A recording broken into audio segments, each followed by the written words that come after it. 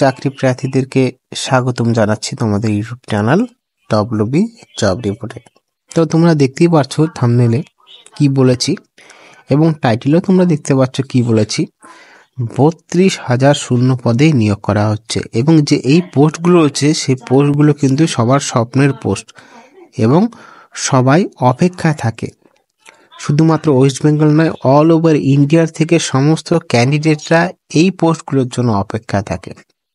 তো তোমাদের জানাবো আসলে কি পোস্টে নিয়োগ করা হচ্ছে, কারাই বা আবেদন করতে পারবে এবং 32,000 পোস্ট কিন্তু একটা দুটো পোস্ট নয়, অনেক পোস্ট যেখানে পার্টিসিপেট করছে অল ওভার ইন্ডিয়া থেকে।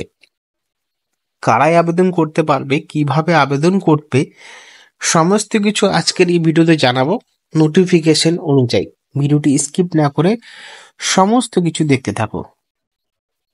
তো এইখানে প্রথমে কি পদে নিয়োগ করছে, কোথায় নিয়োগ করছে, পোস্টিং কোথায় চাকরির, সেগুলো কিন্তু তোমাদের জানতেই হবে, কারণ এই পোস্টগুলোর জন্য আবেদন করার ক্ষেত্রে তোমাদের সব থেকে বড় ভূমিকা রয়েছে এবং তোমরা এই পোস্টগুলোর জন্যই তোমরা কিন্তু অপেক্ষায় থাকো।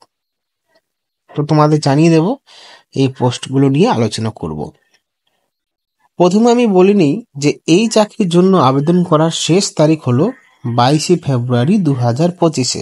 অনেক টাইম রয়েছে, অনেক টাইম বন্ধুরা, 2 মাসের অধিক টাইম রয়েছে আবেদন করার জন্য। পরবর্তীতে চলে যাব। যেহেতু এখানে 32,000 ভ্যাকেন্সি রয়েছে, অর্থাৎ যারাই আবেদন করবে তাদের জন্য শিক্ষাগত যোগ্যতার যে প্রয়োজন রয়েছে সে নিয়েও বিস্তারিতভাবে আলোচনা করব। একটা দুটো পোস্ট নয়, 32,000 পোস্ট। দেখে নেওয়া যাক কাদের আবেদন করা উচিত, অর্থাৎ কারা আবেদন করতে পারবে। এখানে দেখো, যারা শারীরিকভাবে সুস্থ এবং ফিজিক্যাল মেনটেনেন্স ভালো রয়েছে তারা এখানে অ্যাপ্লাই করতে পারবে এবং আমি জানি যারা ভিডিওটি দেখছো তাদের সবারই শারীরিকভাবে তারা সুস্থ রয়েছে এবং এই চাকরির জন্য অ্যাপ্লিকেশন করার জন্য তোমরা প্রস্তুত রয়েছে।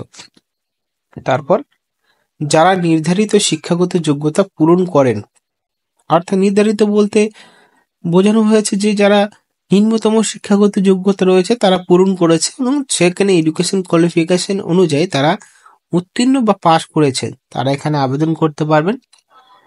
যাদের বয়স 18 থেকে 36 বছরের মধ্যে হতে অর্থাৎ রয়েছে তারা এখানে আবেদন করতে পারবেন। এবার অবশ্যই তোমরা বুঝতে পেরেছ যে এই বয়সটা কিন্তু সমস্ত চাকরি প্রার্থীদের রয়েছে যারা ভিডিওটি দেখছো।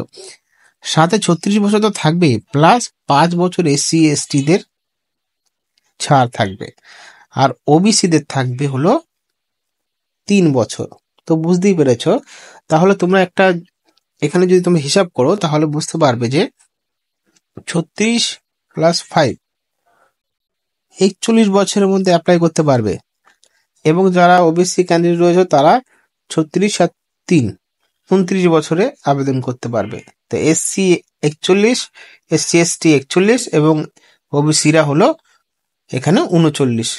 বুঝতে পেরেছ এই চাকরির জন্য। এবং যারা বিকলাঙ্গ রয়েছে, যারা পিডব্লিউডি ক্যান্ডিডেট রয়েছে, পিডব্লিউবিডি ক্যান্ডিডেট রয়েছে, যারা রয়েছে অর্থাৎ সার্ভিসম্যান ক্যান্ডিডেট রয়েছে, তাদের জন্য তো আরো অনেক ছাড় দেওয়া থাকছে এই চাকরির জন্য।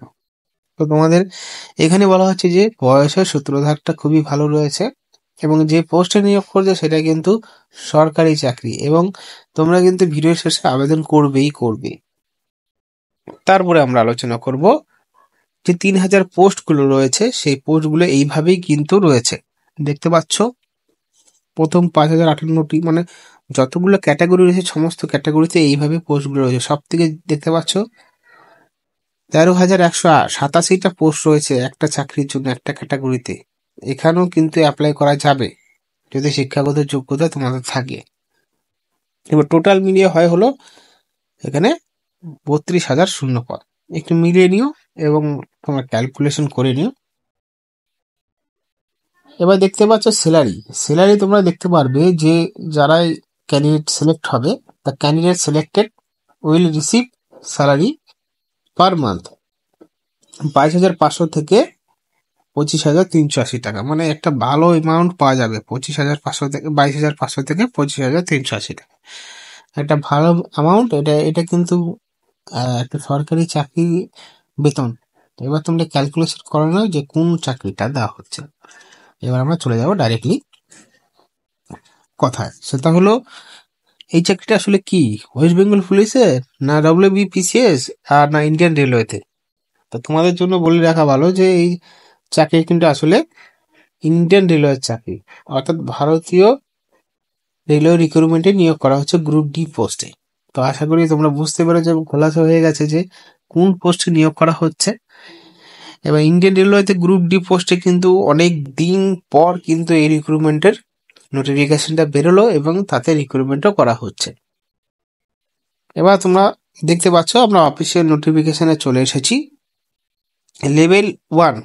লেভেল ওয়ান 7 CPC ম্যাট্রিক হিসাবে 18,000 টাকা বেতন এবং সাথে অ্যালাউন্স নিয়ে হয়ে যায় 22,800 টাকা। তারপরে যেরকম দেওয়া হয় 18 থেকে 36 বছর, যেটা বয়স ক্যালকুলেশন করা হবে 1/7/2025 মধ্যে 32,000 অ্যাপ্রক্স ভ্যাকেন্সি রয়েছে। বুঝতে পেরেছো সমস্ত কিছু।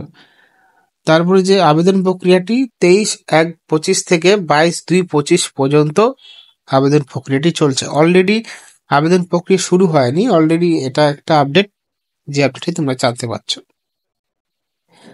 এবং দেখতে পাচ্ছ বয়স ডিটেলমেন্ট গুলো দেওয়া আছে এবং রিজার্ভেশন, যেটা আমরা বয়সের ক্ষেত্রে বলেছিল যে SC ST OBC, তারপরে EWS SM CCA সবার জন্য আলাদা করে ছাড়। এটা কিন্তু অত্যন্ত প্রয়োজনীয় জিনিস, এটা একটু দেখে নিতে হবে তোমাদেরকে। এবং রিক্রুটমেন্ট প্রসেস এখানে দেখতে পাচ্ছ সমস্ত কিছু দেওয়া রয়েছে। যেভাবে তোমরা আবেদন করবে সেটা এখানে তোমাদের ভালো মতন বোঝানো হয়েছে। তোমরা যেই স্টেটে রয়েছো, আহমেদাবাদ, আজমির, বেঙ্গালোর, সমস্ত স্টেটে আলাদা আলাদা ওয়েবসাইট রয়েছে। সেই সমস্ত স্টেট থেকে আলাদা আলাদা ওয়েবসাইটে গিয়ে আবেদন প্রক্রিয়াটি 23 জানুয়ারি 2024 থেকে শুরু করতে হবে তোমাদেরকে। নোট করে নাও ওয়েবসাইটগুলো। এবার দেখতে পাচ্ছ যে পোস্টগুলোর জন্য কতগুলো পোস্ট রয়েছে।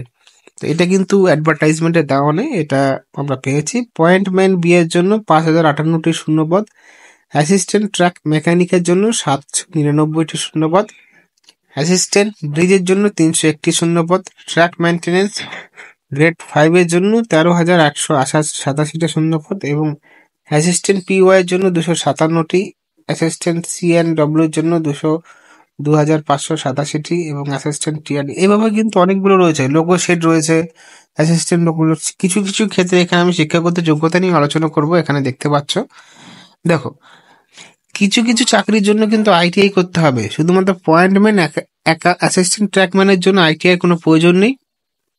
এবং তারপর একটা রয়েছে, আর দুটো রয়েছে অ্যাসিস্ট্যান্ট লোকো শেড এবং অ্যাসিস্ট্যান্ট অপারেটর, এর জন্য কিন্তু ITI প্রয়োজন নেই।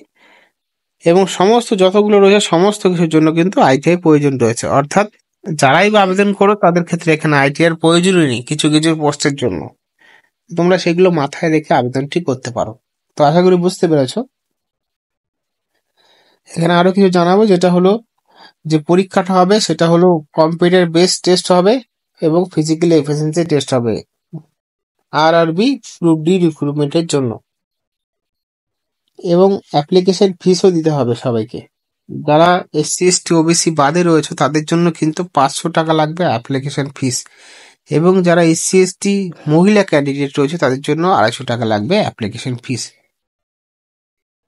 তো এটা রয়েছে অফিসিয়াল নোটিফিকেশন, যেটা বলা রয়েছে government of Indian ministry railway recruitment boards RRBS, centralise employment notice number দেখতে পাচ্ছ এটা। তা তোমরা বুঝতেই পারছো যে এটা অফিসিয়াল একটি চাকরি, যেখানে 32,000 পোস্ট রয়েছে।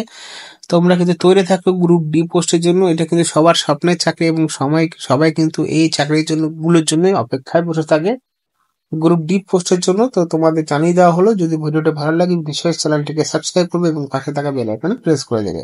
ধন্যবাদ।